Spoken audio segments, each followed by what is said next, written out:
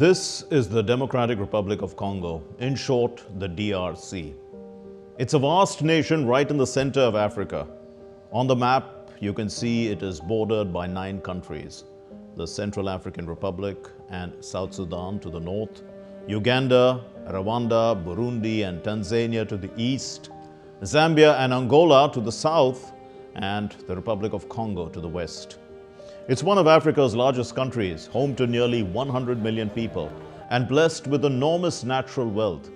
The country is rich in minerals like cobalt, coltan, copper, gold, and tin. These resources power our smartphones, electric cars, and global industries. All these may look like a perfect win-win combination for a country, but reality paints a different picture. These minerals actually fueled decades of conflict, especially in the east.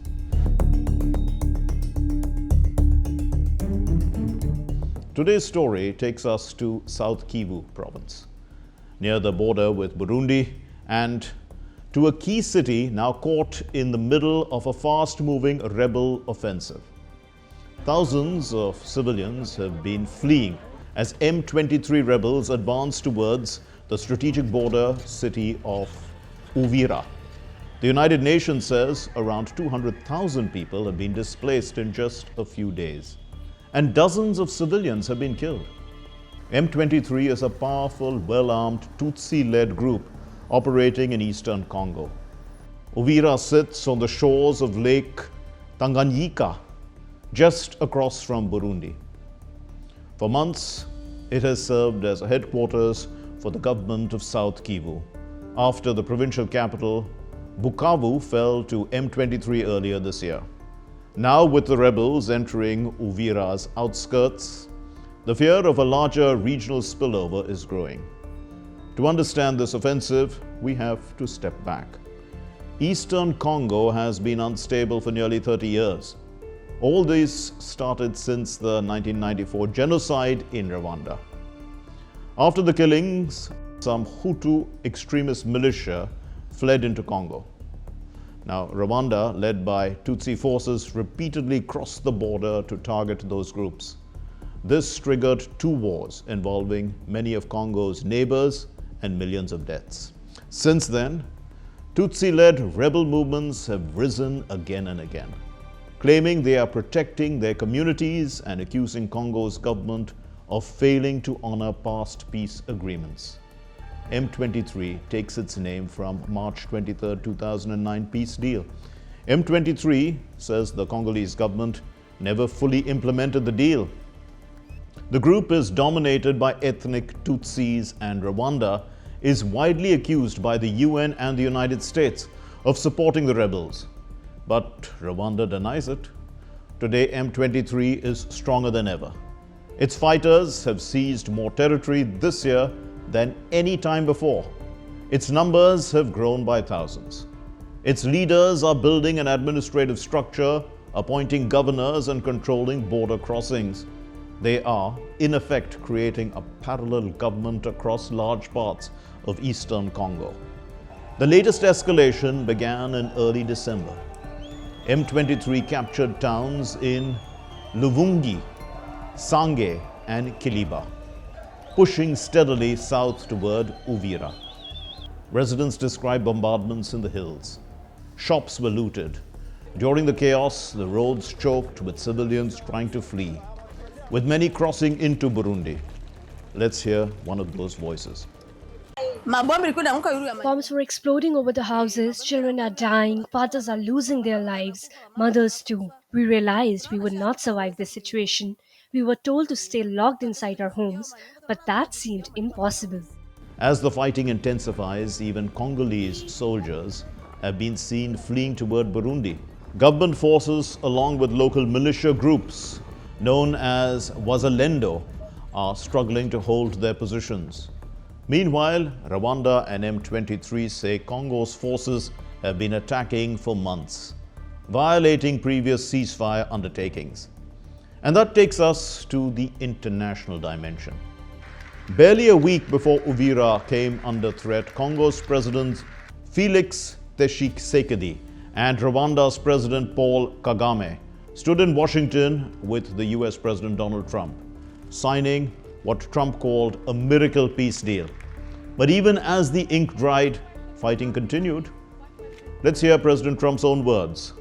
For more than 30 years, one of the worst conflicts on earth has been raging in eastern Congo. Millions and millions of people have been tragically killed, went on forever, and countless more have been displaced from their homes. Families have been destroyed. It's been a disaster. Many administrations have tried, but probably not too hard, knowing who preceded me. But they tried. It says they've tried. But we tried harder to end this conflict. But they've accomplished, obviously, they accomplished very little because the killing went on at levels that just got worse and worse. But in the region that will support a lasting peace, and the Democratic Republic of the Congo and Rwanda have agreed to more closely integrate their economies with each other rather than fighting, and they'll be doing that. Whatever may the peace deal be, on the ground, the war did not end. In fact, the new offensive began almost immediately. President Tshisekedi accused Rwanda of breaking its promises under the Washington deal. Malgré notre bonne foi, Despite our good faith and the recently ratified agreement, it's clear that Rwanda is already violating its commitments. The very day after the signing, units of the Rwandan Defense Forces conducted and supported heavy weapons attacks from the Rwandan town of Bugarama, causing heavy human and material damage, thereby breaking the ceasefire. tiré depuis la ville rwandaise de Bugarama, Rwanda denies this, insisting its presence in eastern Congo is limited to defensive measures and blaming Congo for escalating the conflict. This crisis is not just about politics or ethnic tensions. It is also undoubtedly about minerals, especially cobalt and coltan. These are essential for batteries and modern electronics. The region around Uvira, Goma, and Bukavu sits on some of the world's most valuable mineral reserves. International interest is obviously high. And peace deals often include provisions about mining rights and access. The recent US brokered agreement also had an economic component aimed at securing American access to these critical minerals. And it is seen as vital in competing with China. Let's hear it from President Trump. Today, the United States is also signing our own bilateral agreements with the Congo and Rwanda that will unlock new opportunities for the United States to access critical minerals and provide economic benefits for everybody. And we'll be involved with sending some of our biggest and greatest companies over to the two countries. And we're going to take out some of the rare earth and take out some of the assets and pay, and everybody's going to make a lot of money. As the fighting reaches Uvira's outskirts, M23's political and military leaders have been publicly defending their actions. Here is Colonel Nanga, the leader of the Alliance Fleuve Congo. It is the political coalition linked with M23.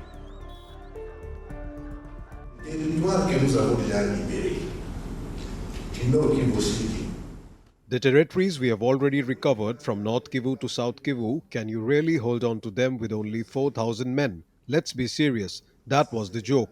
We say that there are no Rwandan troops, and above all, we say that this conflict is a Congolese conflict. And here is Bertrand Bisimwa, another senior M23 figure.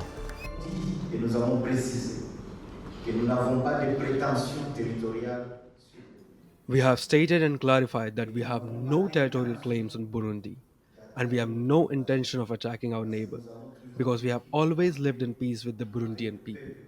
We have asked Burundian troops to withdraw from the Congolese soil.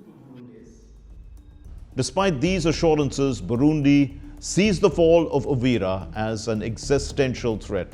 It has deployed nearly 18,000 troops in eastern Congo, creating a dangerous environment where multiple national armies and rebel groups operate in the same territory. Every day, more than 8,000 Congolese refugees have been arriving in Burundi. Many arrive with nothing but the clothes they are wearing. Aid workers say they lack food, water, and medical supplies. Inside Congo, families are hiding under beds as shells fall in the hills above Uvira. Hospitals report dozens of wounded each day. The latest M23 offensive is not just another chapter in this long war. It also shows the grand ceremonies and diplomatic promises do not reflect on the ground. For people fleeing Uvira today, this is not about geopolitics. It is about survival. That's all in this edition of Connecting the Dots. We will see you next week with more raging issues. Until then, it's goodbye from all of us in the Delhi newsroom. This is Mark Lynn signing off. Take care and stay safe.